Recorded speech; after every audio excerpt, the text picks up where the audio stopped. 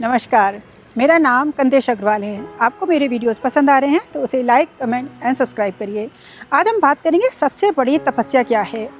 सबसे बड़ी तपस्या है मन को शांत करना। शांत मन, जिसका मन शांत होता है उसके अंदर परम आनंद की अनुभूति होती है। उसके अंदर एक आनंद, एक आत्म साक्षात्कार की अनुभूति होती है। वो परम आनंद को प्राप्त होता है। अशांत मन गिरावट की ओर ले जाता है। जिसका मन शांत होता है वो स्थिति राजा महाराजा से भी बढ़कर स्थिति होती है। जिसका मन शांत होता है, शांत मन में संसार की सारी संपदा उसके पीछे आती है। एक बार राजा सिकंदर बादशाह के यहाँ एक महात्मा आए। राजा सिकंदर बादशाह ने उनकी बहुत खातिरदारी करी, बहुत उनका स्वागत किया, बहुत उनकी सेवा करी। महात्मा प्रसन्न हुए, बोले, बोलो बादशाह, तुम्हें क्या चाहिए? मैं प्रसन्न हुआ तुमसे सिकंदर, तुम जो चाहो वो मांगो। सिकंदर बोला, मैं अमरता का वरदान चाहता हूँ, मैं अमर होना चाहता हूँ, मैं कभी मरना नहीं चाहता। सिकंदर बादशाह से महात्मा ने जो वादा किया था वो पूरा करने का को कहा। बोले, तथास्तु, तुम जो चाहते हो मैं वही तुम्हें दूंगा। मैं तुम्हें एक अमृत कुंड की स्थान बताता हूँ। जहाँ पे अमृत कुंड है वहाँ पर हमेशा अमृत बहता रहता है, अमृत की नदी है। और तुम किसी भी तरह से यदि वहाँ पहुँच गए और तुमने उस अमृत कुंड को पी लिया तो तुम अमर हो जाओगे, यानी फिर तुम कभी नहीं मरोगे। लेकिन वहाँ जाने का रास्ता बहुत कठिन है।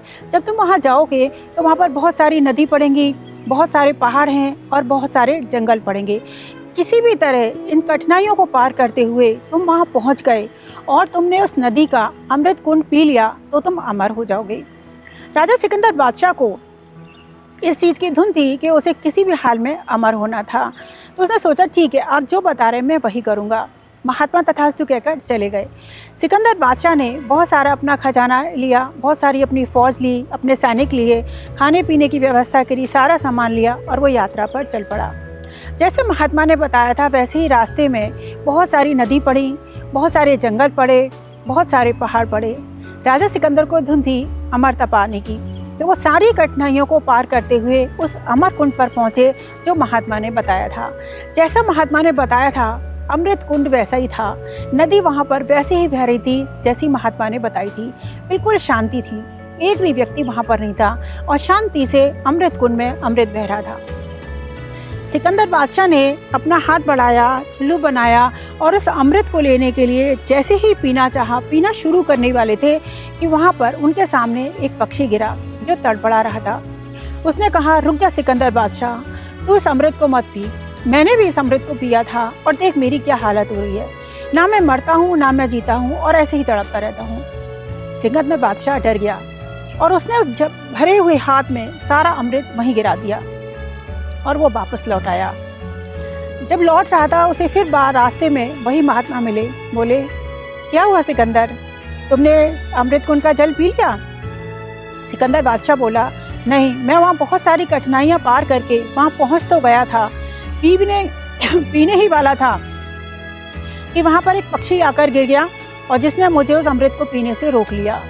महात्मा मुस्कुराए और बोले, वो पक्षी नहीं, एक राक्षस था जिसका काम होता है लोगों को भयभीत करना, लोगों को रास्ता बदलना।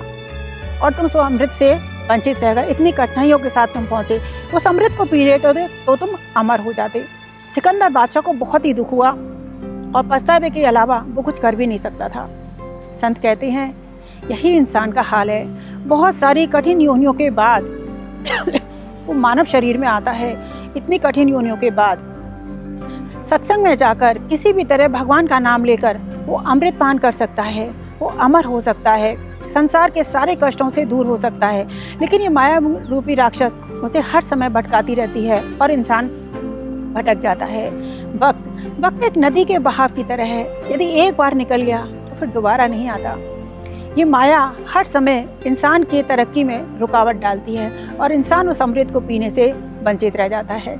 इंसान को जितना वक्त मिले उसे शांति में, प्यार में और भगवान के नाम में गुजारना चाहिए, जिससे उसका जीवन सुखी, आनंदित हो सकता है। आज के लिए इतना ही। अगली बार फिर हम किसी और विषय पर चर्चा करेंगे। नमस्कार।